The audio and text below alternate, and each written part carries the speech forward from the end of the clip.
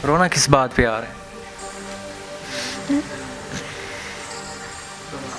नहीं पता भाई।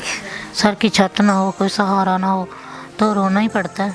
मेरी मदद करें, मेहरबानी। बिल्कुल ऐसे ही है नाज़रीन, कुछ भी नहीं है इनके घर। ये किसी के घर में बैठ के हम स्टोरी कर रहे हैं, ये इंटरव्यू कर रहे हैं, आप इनकी आवाज़ आप तक पहुंचा रहे हैं कि आप इनकी भरपूर मदद करें ताकि इनको एहसास हो कि इंसानियत रखने वाले लोग अभी भी ज़िंदा हैं माशरे में।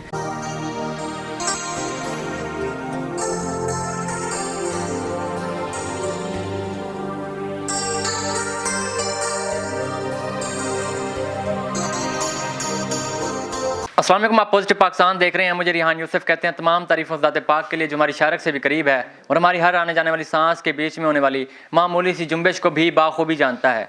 नाज़रीन, इस वक्त मेरे साथ एक पैरालाइज्ड माजी मौजूद हैं और इनके साथ इनकी बेटी भी मौजूद हैं। इनके शोहर का साया इन पर नहीं है और इनकी ज़िंदगी कैसे गुजर रही है इनसे जानते हैं। अस्सलाम वालेकुम माजी। वालेकुम अस्सलाम। कैसी हैं आप? ठीक हूँ बेटा। अच्छा, मुझे बताइएगा, आपके शोहर का इंतकाल हुआ है, कितना अर्सा हुआ है? 4 साल हो चुके हैं। 4 साल हो गए। कैसे इंतकाल हुआ था? भाई दिल फट गया था, उल्टी आई थी वो उनकी, तो बस डेथ हो गई उसकी। नौजवान बेटी है, बाप का साया नहीं है इसके सर पे, तो ज़िंदगी कैसे गुजर रही है? बहुत मुश्किल, बहुत मुश्किल से गुजर रही है बेटा। कोई सहारा नहीं है, कोई छत नहीं है सर पे। ये अभी भी आप किसी के घर में बैठी हैं? अभी भी किसी के घर में आई हुई हूँ लाहौर। तो सहारा नहीं है, भाइयों ने नहीं पूछा? भाई नहीं है आपके? भाई है, मेरा एक भाई है, बाकी देवर जेठ हैं, लेकिन कोई किसी का नहीं बनता। जब सर पे पड़ती है ना, कोई किसी का नहीं बनता। तो ज़िंदगी कैसे गुजर रही है? बस बेटा गुजार ही रहे हैं। 300 रुपये लेता है मेरा बेटा। 200 की सुबह चाय बन जाती है और 100 रुपया होता है वो दोपहर को खाना ले आते हैं होटल से। देखें नाज़रीन, छोटा सा बेटा है, कितनी उम्र का है? 14 साल का है। 14 साल का है और 300 रुपया ले आता है, जिससे ये खाना जो है वो बड़े मुश्किल से सर्वाइव करते हैं। आप अंदाज़ा लगा सकते हैं इनके अंदाज से। और जाहिर सी बात है, 14 साल का बेटा है, उसका भी दिल होता होगा, उसका वो भी चाहता होगा कि मैं पढ़ूं, लेकिन नहीं पढ़ रहा। क्यों? मजबूरी है, बाप का साया सर पे नहीं है। कितने बच्चे हैं आपके? 3 बच्चे हैं, 2 बेटियां 1 बेटा। 3 बच्चे हैं, 2 बेटियां और 1 बेटा।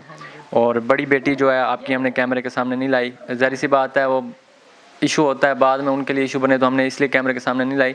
तो ये जवान बेटी है, स्कूल जाती है नहीं जाती? नहीं बेटा, 3 में पढ़ती थी, जब वालिद फौत हो गए तब नहीं जाने लगी। वालिद फौत हुआ उसके बाद ये स्कूल भी नहीं जाती। तो बहन से भी बात करके जानेंगे कि उनके क्या जज्बात हैं। अस्सलाम वालेकुम बहन। वालेकुम सलाम भाई। कैसी हैं आप? ठीक। अच्छा, मुझे बताएं, जब बाप का साया सर पे नहीं होता तो ज़िंदगी कैसे गुजरती है? बहुत मुश्किल होती है। मुश्किल से गुजरती है। स्कूल जाती हो? नहीं, पहले बाबा जब थे तब जाती थी, 3 क्लास में थी, अब नहीं जाती। रोना किस बात पे आ रहा है? नहीं पता भाई। सर की छत ना हो, कोई सहारा ना हो तो रोना ही पड़ता है। बिल्कुल ऐसे ही है। पड़े रहते हैं हर वक्त, कभी ये काम कभी वो काम। सोचते हैं हम भी कुछ करेंगे, हमारा भी कोई खर्चा करने वाला होगा, इसलिए हम बहुत परेशान हैं। ये बच्चे दिल करता है आपका स्कूल जाने का? हाँ जी। क्यों नहीं जाती? पैसे नहीं है? हाँ जी।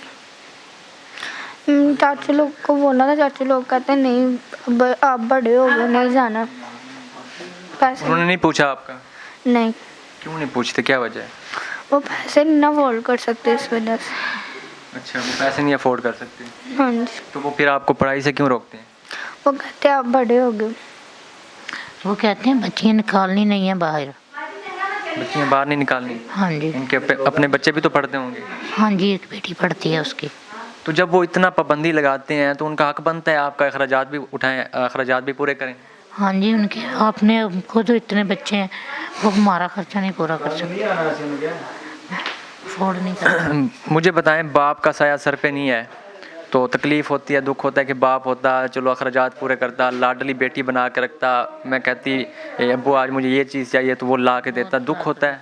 हाँ जी, बहुत ज़्यादा कमी महसूस होती है? हाँ जी। ज़ाहिर सी बात है नाज़रीन, एक बेटी या एक बीवी ही जानती है कि शौहर का दुख क्या होता है, बाप का दुख क्या होता है, क्योंकि हम लोग सिर्फ जज कर सकते हैं, बाकी इन पे गुजर रही है, सर पे छत नहीं है, तो मुश्किल वक्त में ज़िंदगी गुजार रही हैं।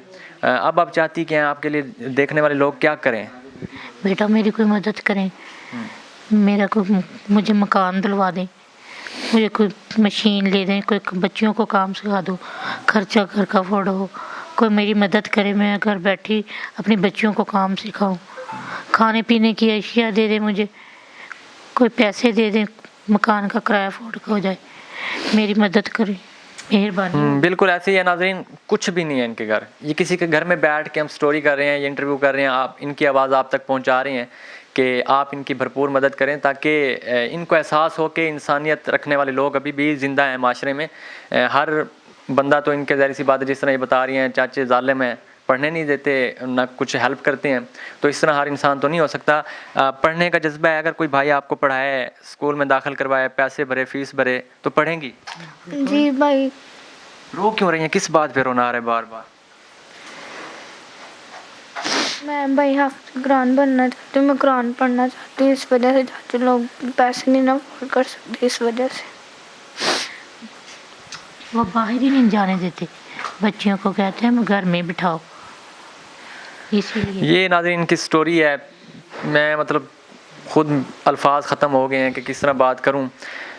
बयान मतलब हाफिज़ कुरान बनना चाहती है, लेकिन वो भी नहीं इसको बनने दिया जा रहा। स्कूल पढ़ने का मतलब जज्बा है, वो भी नहीं है पढ़ रही, तो माली हालात भी उस तरह नहीं है कि पढ़ सकें। बहरहाल मैं आपसे इतना गुजारिश करता हूँ कि आप इनकी भरपूर मदद करें, ताकि ये कम से कम अपना सर छुपा के रखें, इनके पास छत हो अपनी, और इनको कोई काम भी करवा के दें, ताकि घर में बैठ के, जो जवान बच्ची है, कल को शादी होनी है तो कैसे अफोर्ड करेंगे।